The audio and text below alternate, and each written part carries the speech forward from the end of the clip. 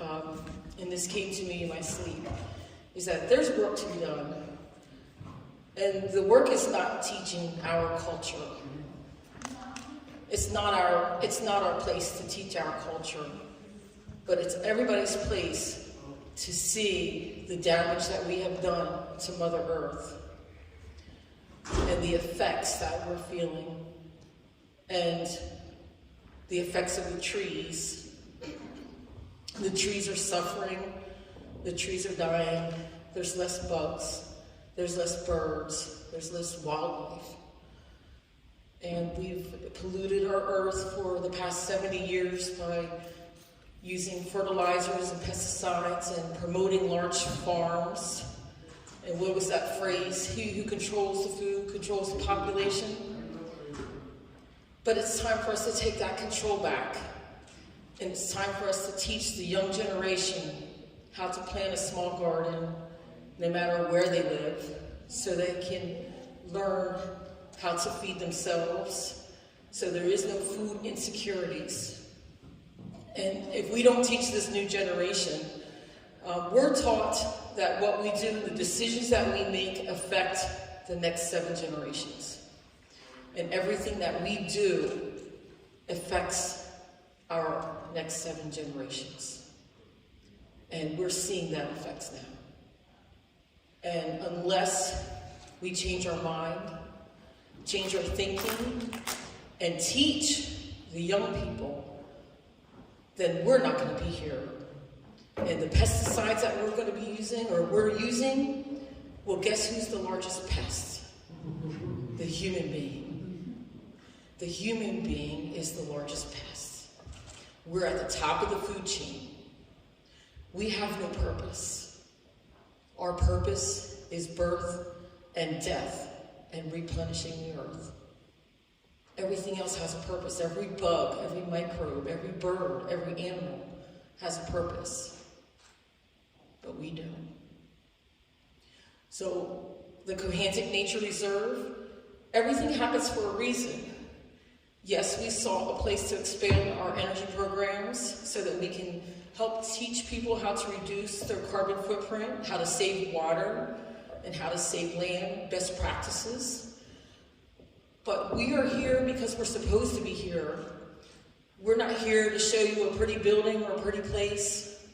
We're not here to throw a great party, but we're here so that we can awaken people, so that we can teach people, all of us in this room, and it doesn't matter what degrees we have, it doesn't matter what hats we wear, we all have to be awakened to the fact that we are part of nature, that this is not a linear effect, that everything happens in a circle. There's been more than one floods, more than one ice age, more than one volcano eruption. Everything happens in a circle. This earth is going to continue with us or without us.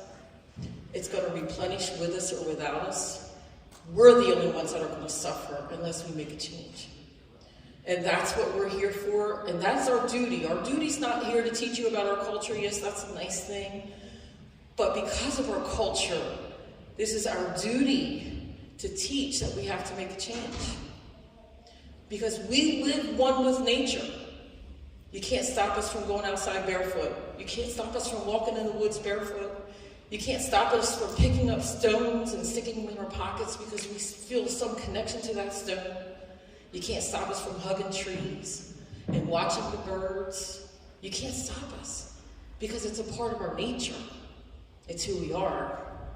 We're not happy in a building. We're not happy in a classroom for 6 hours a day. And we're not going to drug our children to sit still. We're going to make our kids go outside and play. So this is what we're all here for. We're all here to be awakened. And we have practices. We're going to show you those practices that we do that awaken your senses to let you know that you are one with nature.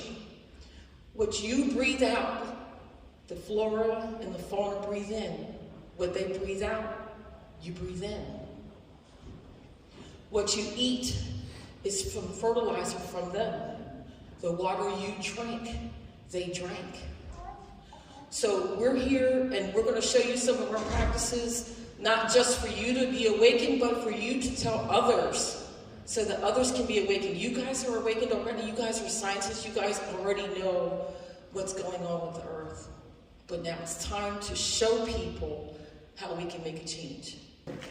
I'm going to let Olivia, my intern from Stockton University, take over. It's my pleasure to introduce our panel today.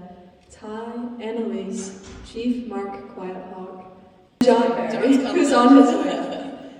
And our question for today that they're going to discuss is, what is the Indigenous experience and what is the importance of exposure to nature for everyone to achieve optimal health? Part of what I have to say today is the way I was brought up and the rules that we had to do and what we weren't allowed to do, and we didn't understand why until I got to be an older person.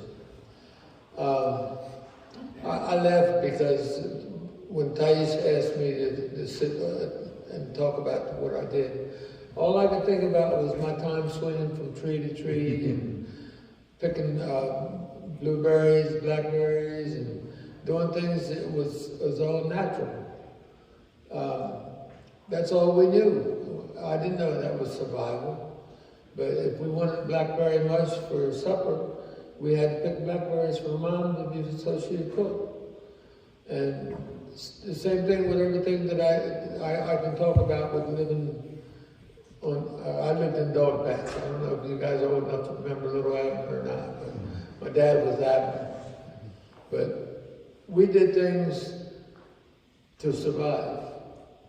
But we had no idea that that's what we were just doing, because it was fun to us. It was always made into something that you wanted to do.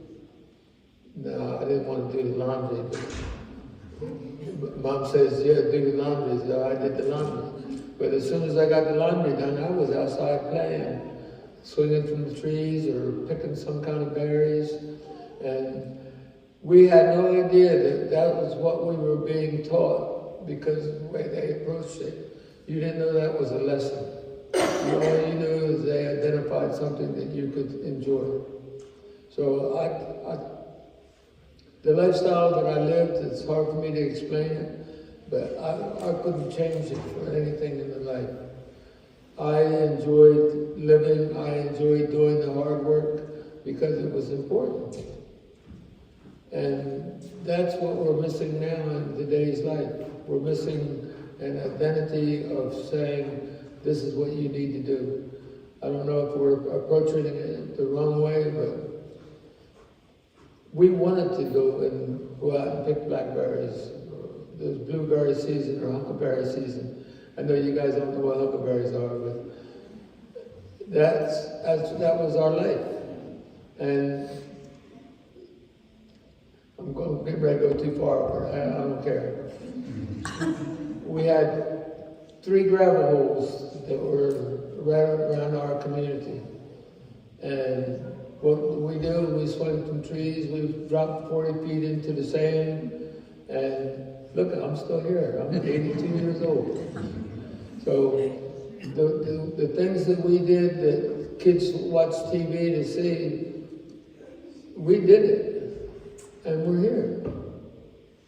So, hey, that's enough. Go ahead, Mark. Okay, the Indigenous experience for me would be, playing in nature, exploring the earth with my cousins and my brothers, and growing up and having that freedom and ability to have access to, we had a river in our backyard that we found way deep. We've had, we played with salamanders on dirt hills, and in the back of our great-grandmother's house, we were able to slide down a big dirt hill together, and that sense of freedom that I'm instilling in my children also by sending them outside to play and explore the woods and allowing them to be barefoot in the woods, where it's safe. But yeah, so the indigenous experience for me would be being one with nature in many ways, including herbal medicine, and just to follow up, I mean, I have the same exact experience. We all grew up in the woods, but moving forward, what I see is just the disconnection. You know, we know now, the science shows, you know, even hospitals and planners are gearing things towards green, even the windows. They say that the research is showing that health increases, healing increases just by the view of outside. So, I don't know what's going on. So just to piggyback on both what Chief said and what Lisi said, is that moving forward even now, like we ask as we go out, we ask for the digital detox, right? Because that's the missing component that really is key now. You know, we're all still tapped in, but we're missing the experience. We're missing the exchange from the forest, right? And then we look at what's going on even across seas. We see the national forest bathing in Japan. I mean, it's like, it's public health, right? So, but it's for us, I mean, and I know I'm preaching the choir to everyone in this room, it's like, we know that. That's why we're here. But I think moving forward, the message is like indigenous is sustainability, right? But the balance, right? And that's even on the individual level. Because just like Lisi said, we won't even send the kids out. But when we send them out, it's a task oriented, so they know to look, to see, to experience. And that's what we're missing. And that's why I say the digital detox, because you're missing things. If you're concentrated on that email, you're missing. As we walk just 2 miles down, you're missing that exchange. And it happens on an ethereal level, it happens on a cellular level, and as I said, you know, the science shows. So indigenous, I think, is, I mean, that term that we keep using, but it's kind of like for all of us, right? Because we all feel it. I mean, as naturalists, I mean, we know our tribe when we see it, right? So we know that everyone here is a naturalist on some level. But I think as we move forward, all of us in this room, we need to speak to it that way, that it's an experience. It's something that, like when we do the tours, we'll say, there's even a portion of the tour where we say, we'd rather not vocalize anything. You can vocalize, but you can't use words, right? Because like, as we said, we grew up in the woods with a cousin here in the woods, a cousin there in the woods, and what did we do? We whistled, we hollered, we communicated, we mimicked, but that's all an experience in the woods, you know, and those are things that we need to, I'm sure all of us have a little experience. Hopefully I'm bringing some things back front to mind, but that's indigenous, right? It's like experience it and view it as almost like a theater, you know, because each one of these trees are different, right? You know, like when we do plant ID and we do all these different things, I mean, there's like the native species that have been here, right? Then there's the cultivars that are popping up that we're still trying to get rid of, but we need to see those things, right?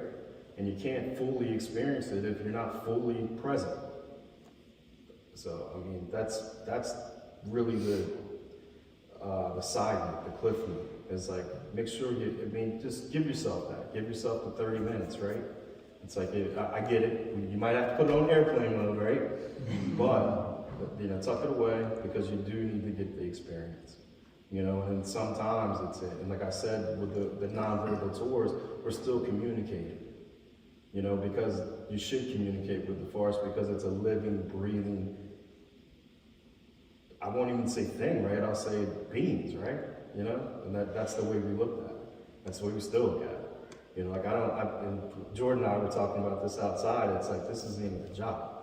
You know, that's what Sean said, you know, as he's clearing trails. This isn't even a job, this is what we do. You know, and I think everybody in the room could agree on that, right?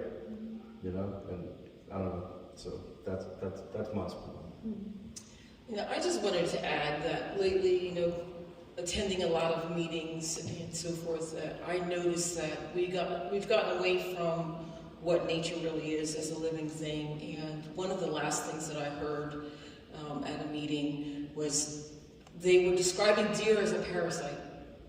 How do we get rid of all the deer? And I'm thinking, well, you can call our people and we'll do a hunting party and everybody will have a deer in a freezer. You know, not to look at animals as parasitic, but to look at them as a part of the food chain, as something that's very important. And when we look at it in that light, like it's a problem or an issue, then we're disconnected.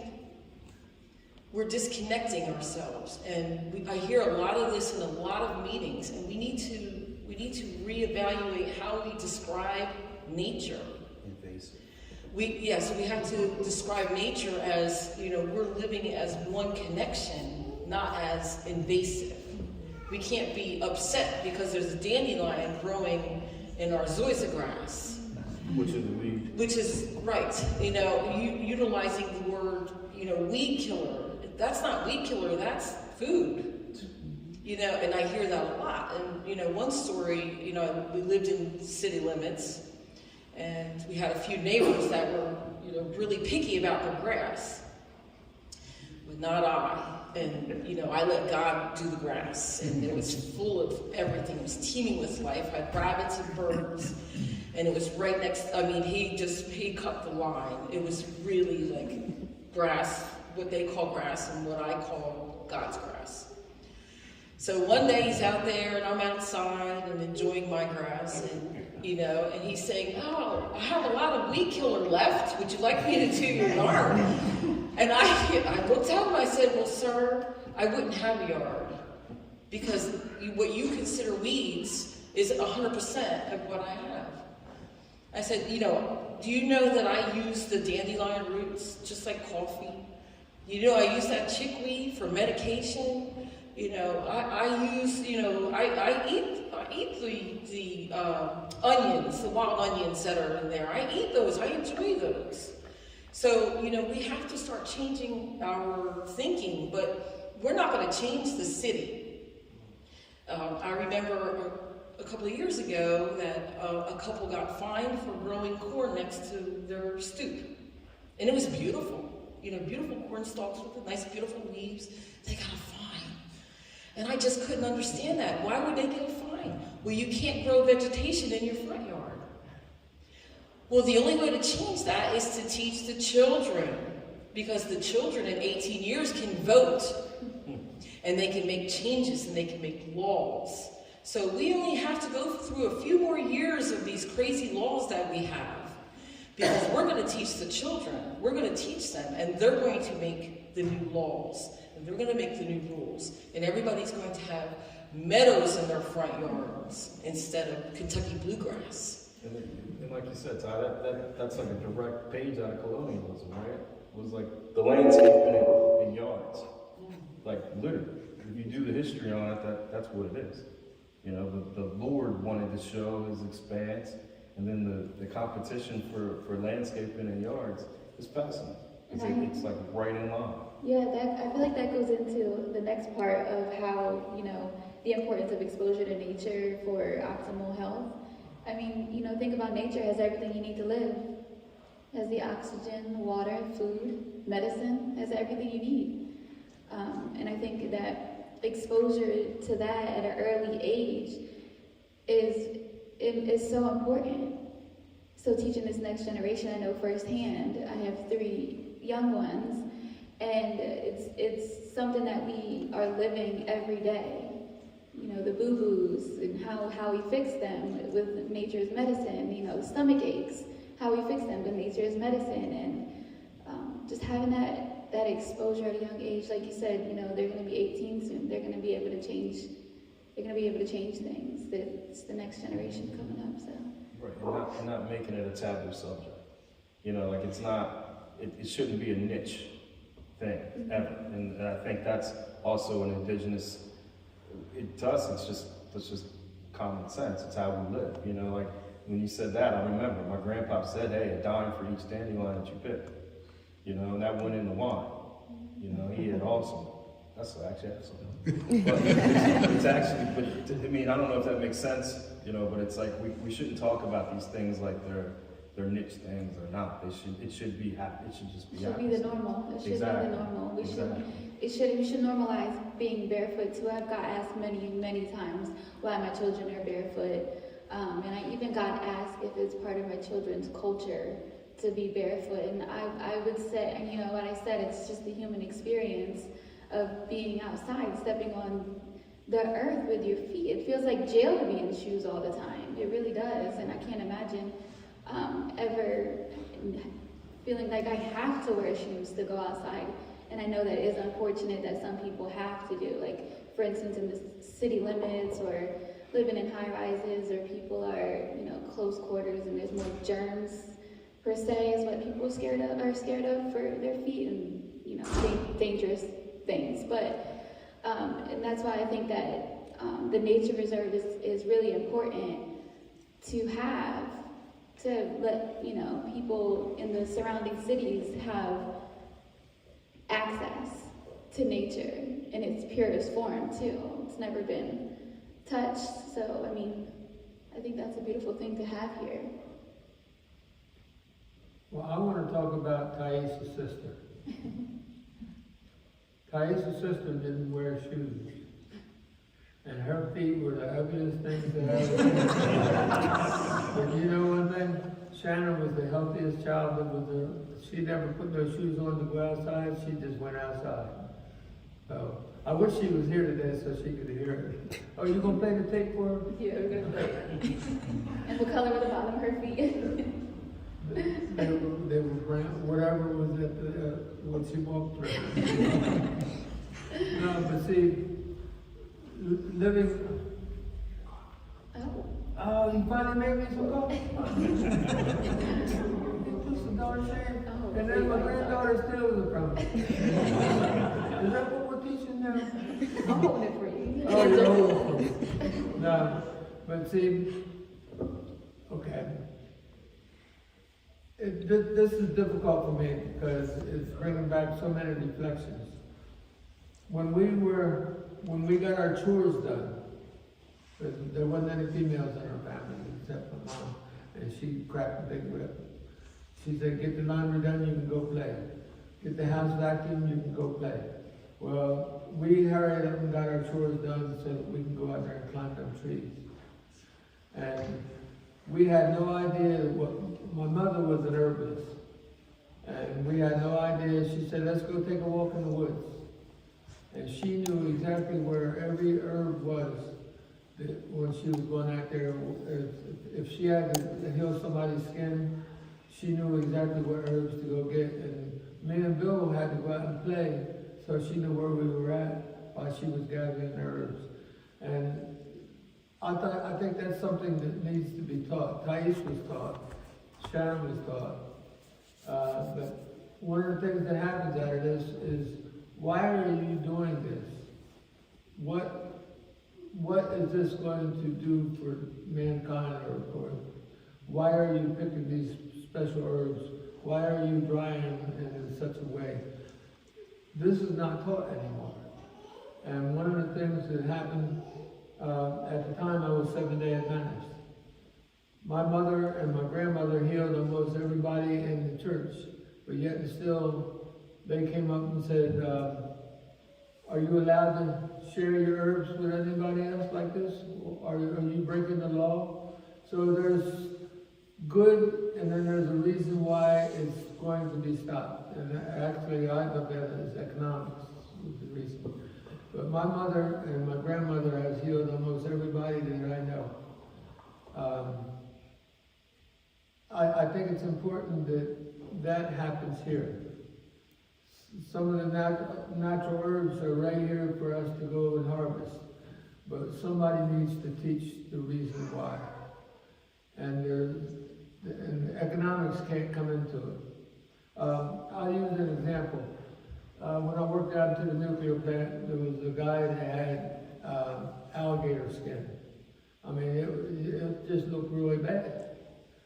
And he said, "Mom, is there a way you can get your mom to take care of this?"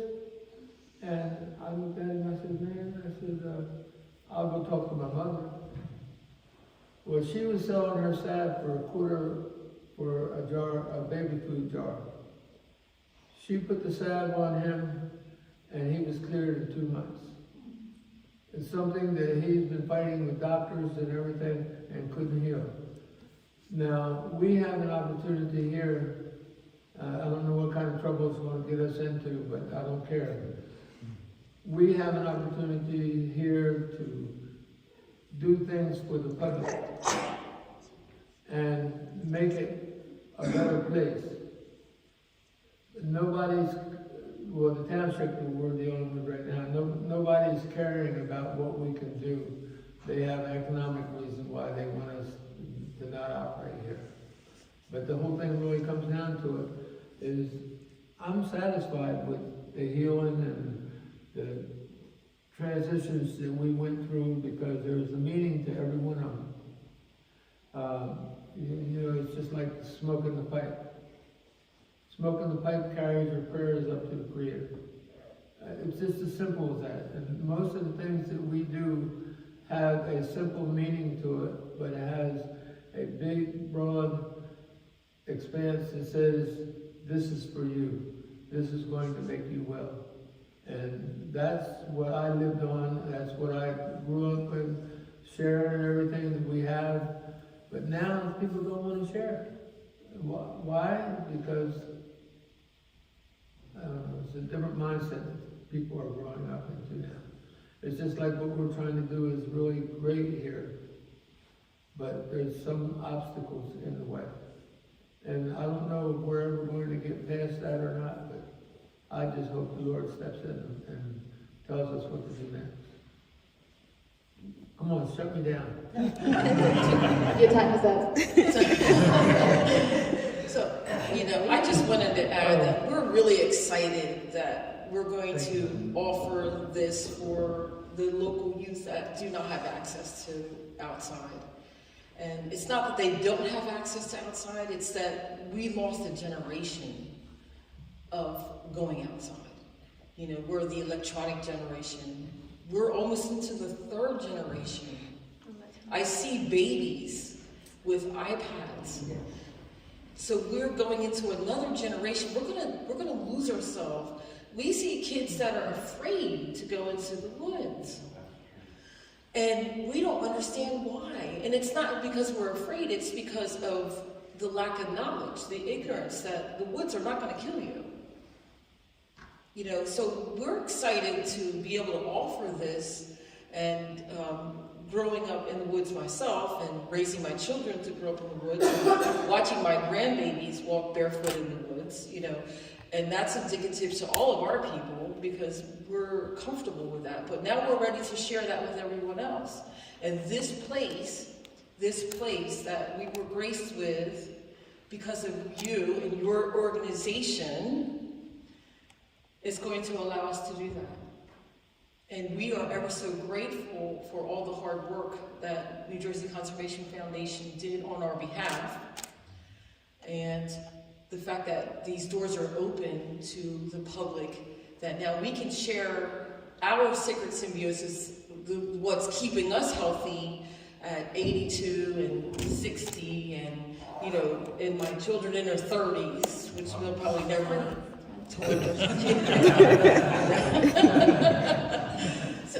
but it is the exposure to outside that's given us this health, and the fact that we live outside, that we live barefoot outside, even in the winter. You know, we don't do snow challenges. We did do the snow challenge back in those days, but Only to run to the car barefoot. only to run to the car barefoot, right? Get the mail. Yeah, get the mail barefoot in the snow. But, you know, we want to offer that to the, you know, we see the Salem children. They don't go outside. When you ride down the road anymore, you don't see people outside anymore. I don't see anybody outside. Do you see anybody? It's the first thing I say, where is everybody? There's no one outside. There's no one outside anymore. Now that I've said that to you, you will notice. And then when you do see someone outside, you're like, oh, I see somebody outside. You know, like that movie, I see dead people, I see somebody outside. You know, so that's what we're really excited. And we're really excited that you guys believed in us.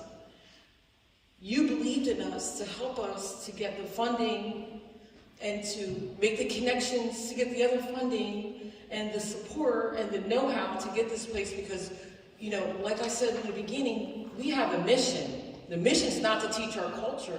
The mission is to save the next generation to the future 7 generations.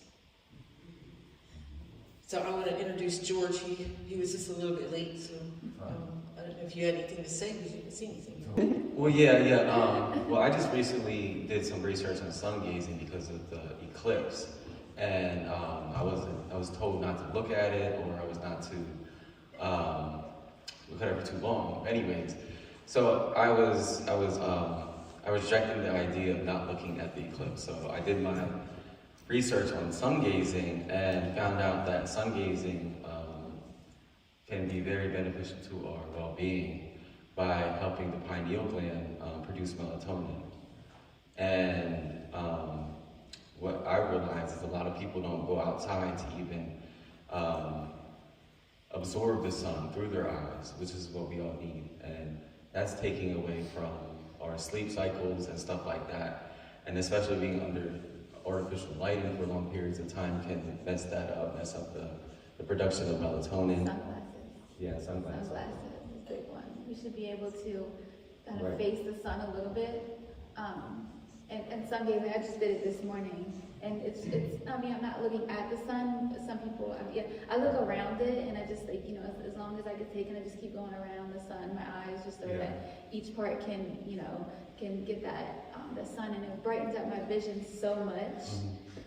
Also, I realized with sunglasses, it creates a super sensitivity to the sun. And then which also kind of like scrunches your face like this. You know, and it filters is a the natural beneficial reaction. UV rays too. Yeah. Sunglasses do, yeah. Yeah. And then you don't have to look exactly at the sun, but you can look exactly at the sun during dawn and dusk. But if you want to sun gaze, all you have to do is just look outside, and then the light will reflect back into your eye off the bottom of your eye socket. So It's important for your mental health. It's important for like the circadian rhythm too. Right. It's so important to have that sun exposure, even for like a couple seconds, as long as you can take. Yeah.